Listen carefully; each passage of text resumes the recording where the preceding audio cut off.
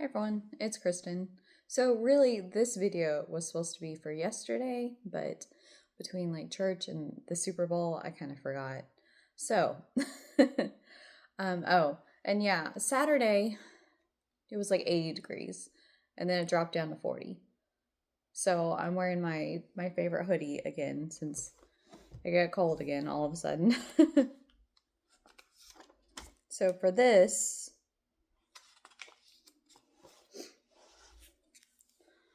we have Saturday and Sunday. So we have Nick Fury and Black Widow.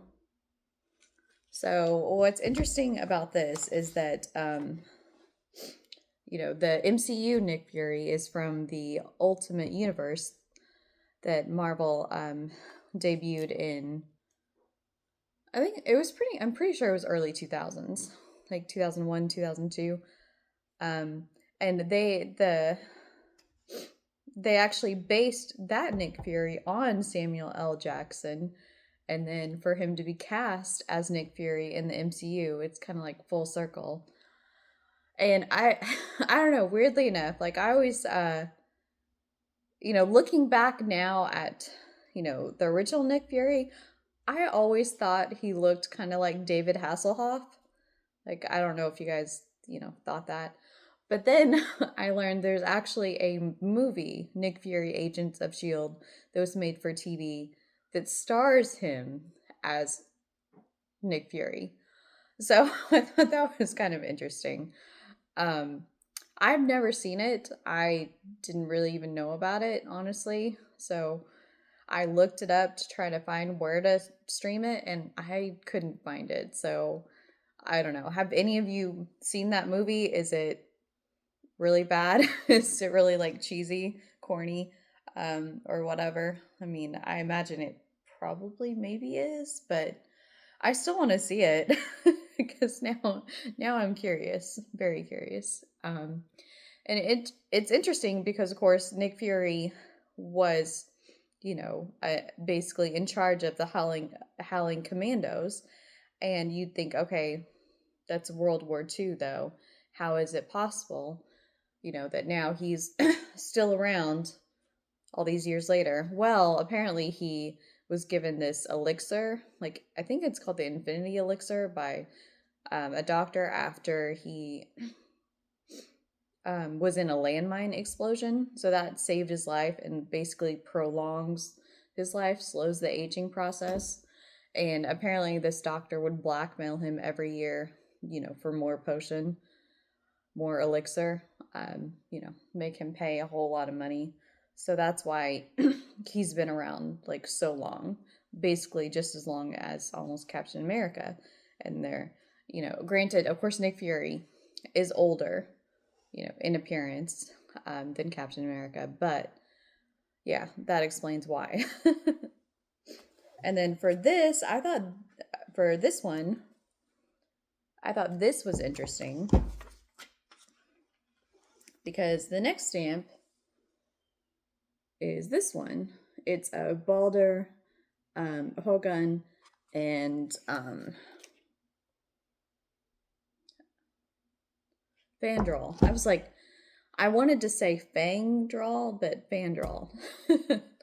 So, basically, I find it interesting because the Warriors 3 is usually Hogun, Fandral, and Volstagg. And yet, in this one, they put Baulder in there, which we already talked about Baulder because he was in this one. I just find it interesting that Volstagg got his own stamp, and then the other two are regulated to having a stamp with Baulder. So this stamp is from Captain Marvel 32, and remember that's the original Captain Marvel, the male Captain Marvel, and it also appears in Man Thing number 7. So May of 74 and July of 74. And they appeared in Journey into Mystery, like 119. I think that was 1965. All three. Basically, Hogan, Fandral, and Volstagg, they all bonded over this bet to pet the Fairness Wolf. And well, Hogan was supposed to be like the judge that like in you know determining who won. No one won. It was pretty humiliating for all of them. But they bonded over that. And so now they're like, a trio. So, and then this is where the original image comes from. Thor number 1969 or 169, October 1969, art by Jack Kirby and Bill Everett.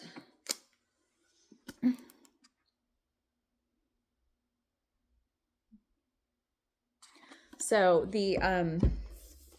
so we talked about Volstagg, and so Hogun is like the brooding, pessimistic one of the group. He's very reasonable, he doesn't, just jump into battle like a Fandral does. He is the voice of reason for the group, basically. He actually is from a race that, well, his entire basically race was killed by this warlord that wanted to take over. I think it's like Mogul the Magician or something like that. I'm pretty sure that's what it is. And anyway, so he's kind of the last living survivor of that.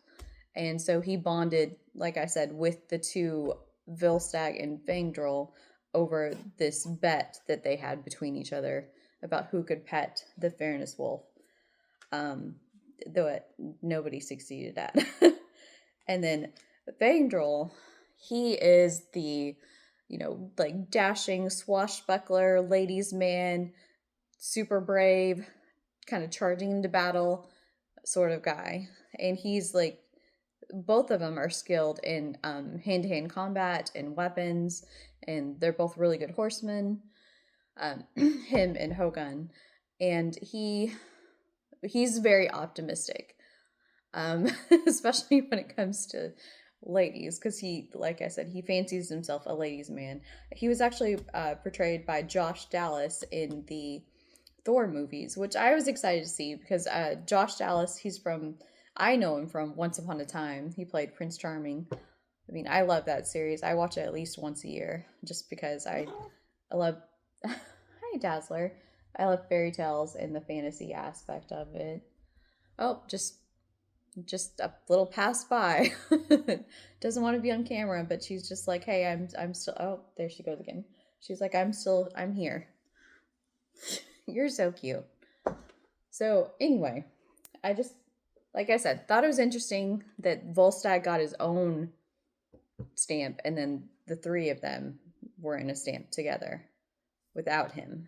So I guess although, like it is based on the images, that they find in comic books. So the three of them were together, and then Volstagg had his own image. So that's probably why. But yeah.